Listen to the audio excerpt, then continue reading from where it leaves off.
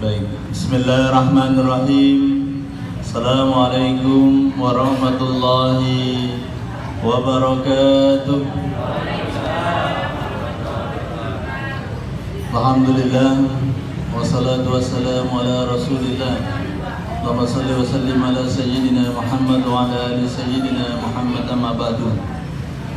Yang sama-sama kita hormati Sohibul Wilayah yang punya kampung ya, Pak RW, Pak Edri Zamora ya. Kemudian Pak RT, Pak Imam Sucipto, alhamdulillah ya. Luar biasa beliau. Di samping sebagai RT, beliau juga memiliki kepedulian untuk pendidikan anak-anak kita ya. Informasi yang kita dapat tadi, anak-anak RT 06 banyak yang menjadi qori Al-Quran dan sudah eksis, bahkan ada yang ke tingkat nasional ya. Alhamdulillah, barakallahu fiikum ya. Para tokoh masyarakat yang tidak bisa disebut satu persatu, pembina FKTW, Pak Muhtar ya. Bapak Ibu semua yang dirahmati oleh Allah Subhanahu wa taala. Alhamdulillah, pada malam hari ini kita bersyukur pada Allah karena kita masih diberikan banyak nikmat oleh Allah Subhanahu wa taala ya. Nikmat kesehatan, nikmat waktu luang ya. Nikmat kita diberikan kesempatan untuk silaturahim ya. Dan salah satu nikmat yang terbesar adalah kita kemarin baru saja selesai melewati ya, 1 bulan yang mulia, yang mudah-mudahan ya, dengan 1 bulan itu yang di dalamnya penuh dengan berbagai kegiatan ibadah, mampu mengantarkan kita menjadi pribadi yang bertakwa, menjadi pribadi yang kembali fitrah suci bersih. Amin ya rabbal alamin. Salawat dan salam semoga tercurahkan kehadiran junjungan kita Nabi besar Muhammad sallallahu alaihi wasallam. Mudah-mudahan kita semua diakui sebagai umatnya dan nanti di yaumil qiyamah diberikan syafaatnya. Amin ya rabbal alamin. Pesan yang disampaikan adalah kultum kuliah 7 menit. Apalagi kita semua sudah makan ya, santapan rohani, santapan jasmani telah kita laksanakan ya. Tinggal santapan rohani ya, dan mudah-mudahan lebih tenang karena besok juga insya Allah libur ya. Baik Bapak Ibu yang dirahmati oleh Allah Subhanahu wa taala, singkat saja bahwa saat kita telah melewati bulan suci Ramadan, saat Idul Fitri menjelang, maka kita akan kembali fitrah suci bersih dari berbagai macam dosa. Apa dalilnya? Kalau kita merujuk kepada dalil hadis Rasulullah Sallallahu Alaihi Wasallam yang Rasulullah sampaikan berkenaan dengan puasa, ya. Man shoma Ramadhana imanan wa ihtisaban ghufira lahu ma taqaddama min dhanbi ya. Man qama Ramadhana imanan wa ihtisaban ghufira lahu ma taqaddama min dhanbi ya. Man qama lailatul qadar ya, imanan wa ihtisaban ghufira lahu ma taqaddama min dhanbi. Jadi puasa kita, tarawih kita, qiyamul lail kita, nunggu datangnya Lailatul Qadar itu semua goalnya adalah membersihkan seluruh dosa-dosa kita semuanya ya. Ma taqaddama min dzambi, semua dosa-dosa yang lalu semuanya dibersihkan oleh Allah Subhanahu wa taala ya. Maka saat kita telah sampai di bulan Syawal, insya Allah kita semua bersih ya. Tidak ada lagi dosa. Maka PR bagi kita adalah apa? Bagaimana menjaga kefitrahan itu. Bagaimana yang bersih itu tetap bersih. Itu yang tidak mudah Bapak Ibu. Betul Pak ya? Tidak mudah, benar-benar tidak mudah ya. Sulit. Kemarin saya baru saja pulang kampung, dengar cerita pada saat malam hari raya ya, sebagian orang takbir ya kan? kan? Mengumandangkan takbir, ada yang di jalan-jalan, di perumahan, di masjid, tetapi kemudian ada yang cerita mereka dangdutan, dangdutan gembira. Pada saat ditanya, kok nggak takbir? Nggak, karena kan besok kan merayakan hari kemenangan. Kita harus bergembira. Merayakan hari kemenangan bukan dengan takbir, tetapi dengan joget-joget, dangdutan dan lain sebagainya. Dari situ saja sudah mulai, ya kan? Ramadan telah pergi, yang harusnya bersih sudah mulai ada titik-titik noda hitam berupa dosa. Jadi dosa salah itu sangat mudah sekali Bapak Ibu kita lakukan. Ya. Kenapa demikian? Karena Rasulullah mengatakan innal insan mahalul khata' wan nisyan. Ya.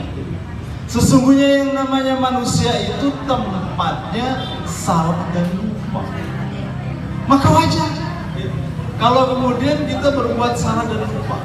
Nah, PR-nya adalah bagaimana kita menjaga tadi fitrah. Maka saudara dimuliakan oleh Allah, Bapak Ibu, ya, ada dua saja yang perlu saya sampaikan cara untuk menjaga kita agar tetap berada dalam kefitrahan. Ya. Yang pertama adalah menjaga hubungan baik kita dengan Allah Subhanahu wa Ta'ala. Allah Subhanahu wa Ta'ala berfirman, Bapak Ibu, ada di surat Ar-Rum ayatnya ke-30, gampang menghafalnya. 30 suratnya 30, ayatnya 30.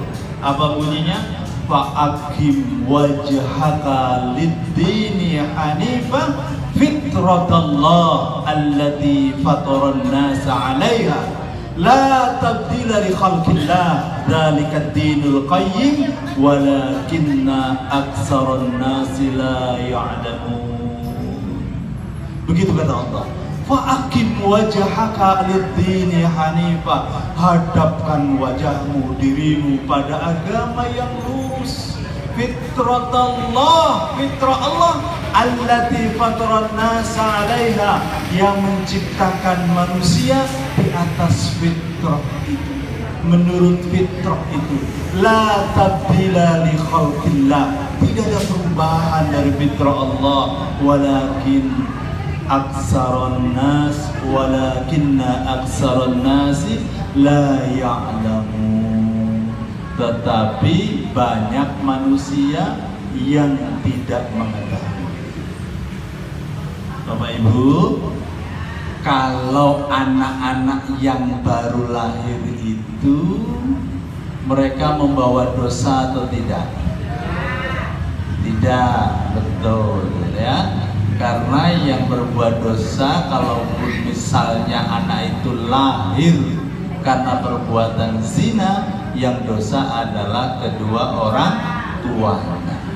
Anak yang lahir itu ibarat kertas putih bersih, dan dia secara fitrah dia itu muslim. Apa dalilnya? Ya. Kullu mauludin yuladu 'alal fitrah wa abawahu yuhawwidanihi aw yunassiranihi aw yumajjisanihi.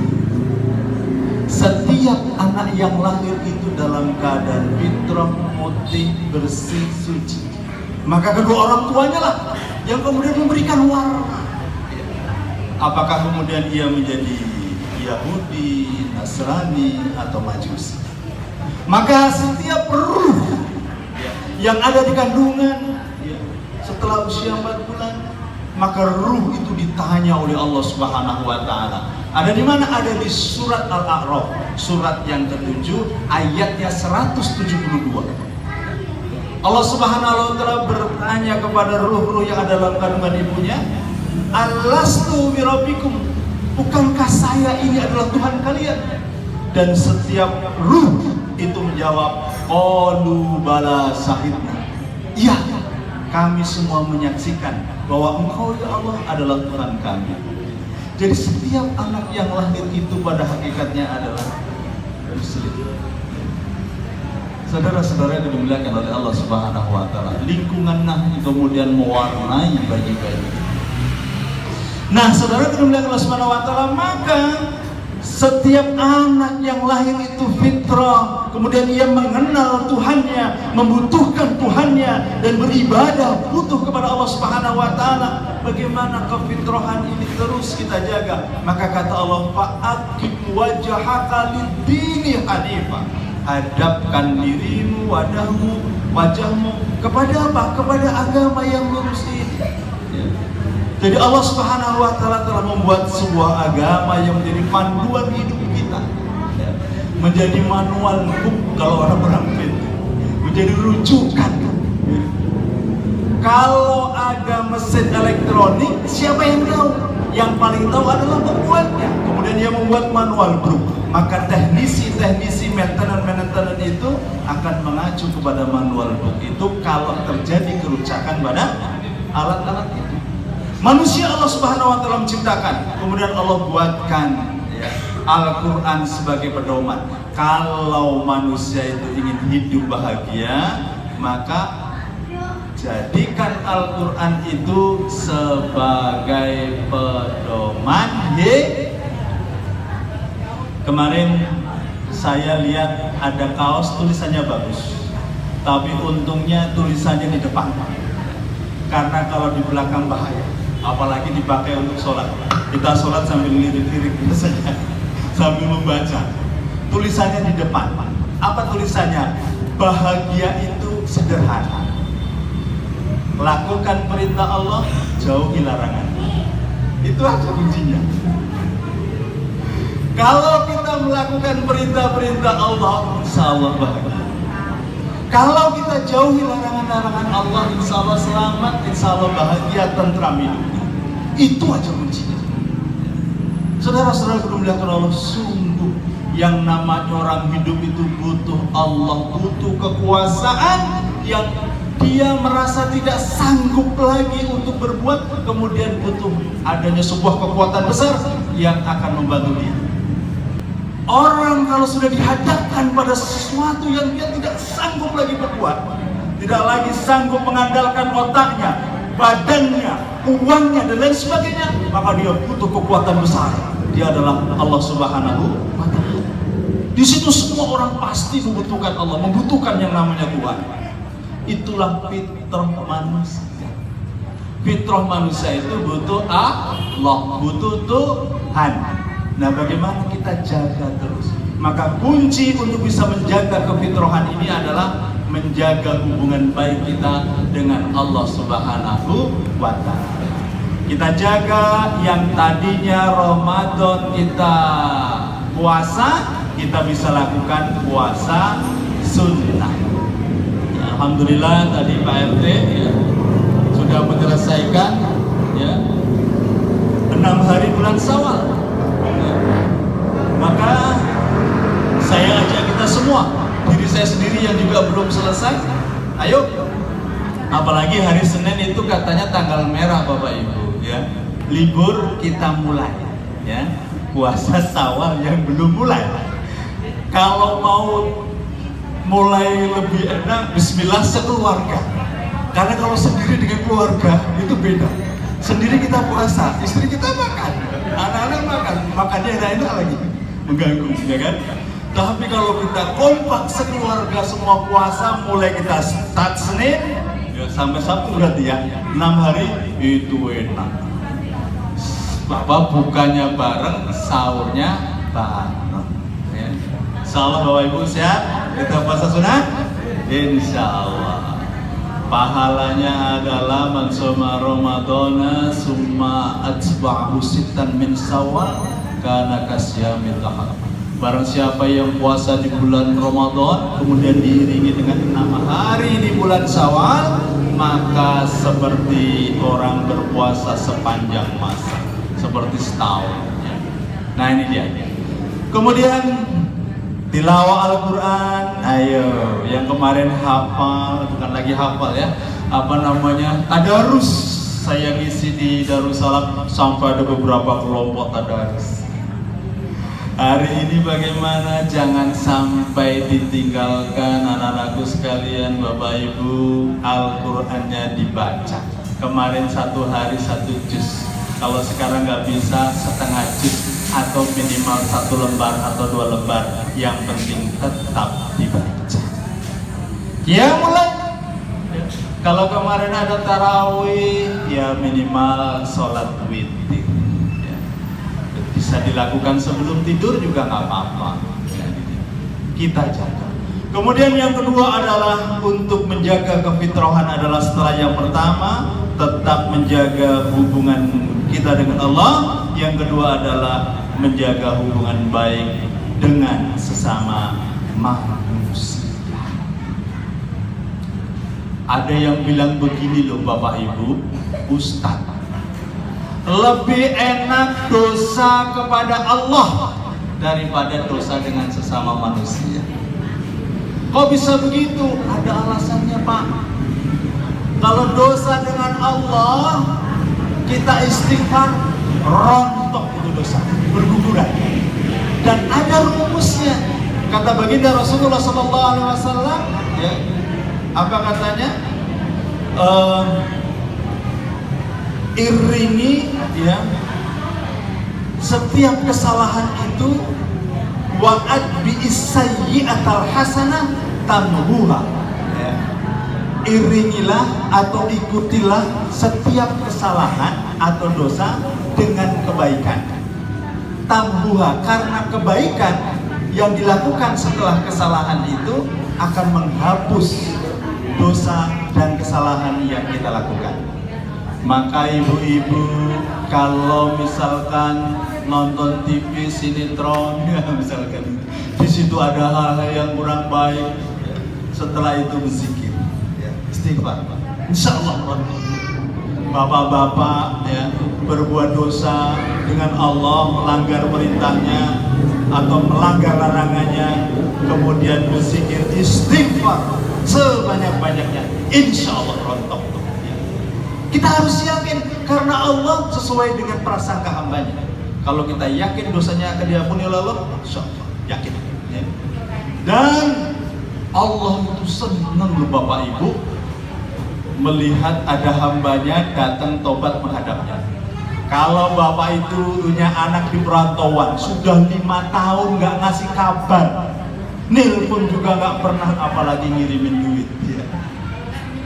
Nelpon aja nggak pernah, mungkin marah kita. Anak udah Masya Allah, mungkin kita mengatakan anak durhaka. Tapi kemudian satu ketika dia ketok-ketok pintu datang ke rumah, seneng nggak kira-kira? Tetap aja seneng ya ibu-ibu ya. Ya apalagi ibu-ibu yang sudah melahirkan anak 4 tahun nggak pulang-pulang, tiba-tiba pulang. Mungkin ibu akan menyambut, bahkan menangis saking kangennya dengan anaknya. Begitulah Allah. Allah lebih senang lagi melihat hambanya yang sudah bertahun-tahun tidak sholat, ya, nggak pernah sholat, suruh puasa nggak puasa, ya. Tiba-tiba dia datang menghadap Allah, ya Allah saya taubat, dia beristighfar sebanyak-banyaknya, mohon ampun kepada Allah. Allah lebih senang daripada senangnya orang tua terhadap anaknya, lebih lagi senangnya. Itu. Nah, itu dosa seorang hamba kepada Allah. Nah, dosa seorang hamba dengan hamba yang lain, ya, ini memang tidak mudah Bapak Ibu. Caranya adalah meminta maaf. Maka Pak RT menginisiasi kegiatan ini sudah pas, memfasilitasi, ada Pak RW, ada halal bihalal. Jadi halal bihalal, ya, saling menghalalkan. Mungkin selama ini kita yang bertetangga, ya kan, ada sampah kita, ya, ada buah mangga tapi sampahnya saja yang dapat tetangganya, buahnya nggak pernah dapat. Kita gerundel gitu, marah, ya. Nah, itu kita maafkan. Maafkan dulu, wal'afina 'anil nas, bahasa Al-Quran itu. Memaafkan dulu, ya. Itu jadi kita buka dulu pintu maaf sebesar-besarnya, ya. Kalau ada yang mungkin belum halal, dihalalkan apa saja. Tetapi kalau hutang gimana Pak RW? Harus disaur ya. Kalau ada yang menghalalkan lebih bagus lagi, lebih mantap lagi. Tapi ya lebih baik disaur ya. karena hutang ya. Saudara-saudara kudu dimuliakan oleh Allah Subhanahu wa taala. Dalam hadis itu ada yang namanya muflis. Muflis itu artinya orang bangkrut. Kenapa dikatakan bangkrut? Karena dia datang menghadap Allah dengan membawa pahala puasa, pahala sholat, pahala zakat, pahala haji. Tiba-tiba itu semua habis. Kok bisa habis? Ya, karena pada saat itu ada orang datang, dia menghadap kepada Allah. Ya Allah, dulu orang ini pernah menyakiti saya, menzalimi saya, mengambil hak saya. Maka saat ini saya menuntut ya Allah. Akhirnya apa? Pahala sholat orang yang tadi sedang dihisab itu dikasihkan ke orang yang menuntut. Ada lagi yang datang menuntut, pahala puasa dikasihkan. Ada lagi yang menuntut, pahala yang lain itu dikasihkan. Sampai akhirnya habis, gak ada lagi pahalanya. Ada orang yang datang menuntut juga. Akhirnya dosa orang yang dizalimi itu ditimpakan kepada hamba tersebut. Nauzubillah. Itulah orang yang bangkrut atau muflis. Nauzubillah. Ya, mudah-mudahan kita semua Bapak Ibu saling memaafkan, dijaga hablum minan nas, hubungan baik di antara kita. Saya lihat sudah mulai ada yang mengantuk karena memang itu lumrah. Kalau habis makan mata agak kriip-kriip ya, dan suasana panas, sepertinya lebih baik kita akhiri saja. Insya Allah di lain kesempatan kita bisa sambung kembali. Demikian, kurang lebihnya mohon maaf. Wassalamualaikum warahmatullahi wabarakatuh.